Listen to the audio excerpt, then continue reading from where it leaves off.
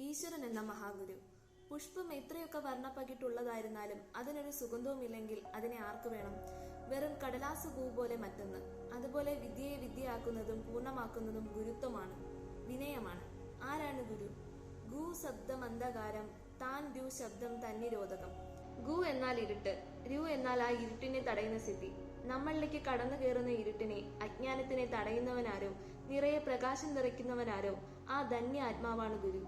ഗുരുസങ്കല്പത്തിന്റെ മഹത്വം വെറുവാക്കുകളിൽ പറഞ്ഞു തീർക്കാവുന്നതല്ല.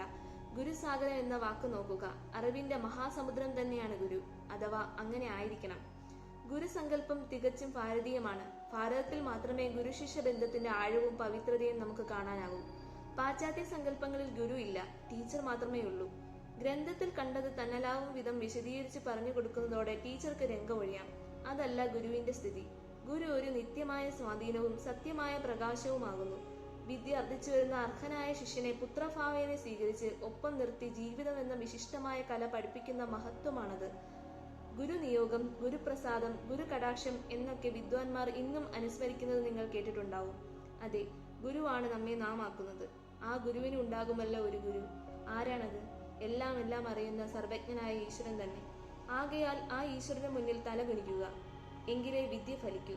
പുഷ്പത്തിന് സുഗന്ധമുണ്ടാവും, ജീവിതത്തിന് അർത്ഥമുണ്ടാവും. അവിടെയും താൻ വലുതെന്നും താൻ സ്വയംഭൂവാണെന്നും ധരിച്ച് ഗുരുവിനെയും ഈശ്വരനെയും നിഷേധിക്കുന്നതിന്റെ വിദ്യയ്ക്ക് എന്തു ഫലം? എല്ലാവർക്കും നന്മകൾ നേരുന്നു. ശുഭദിനം.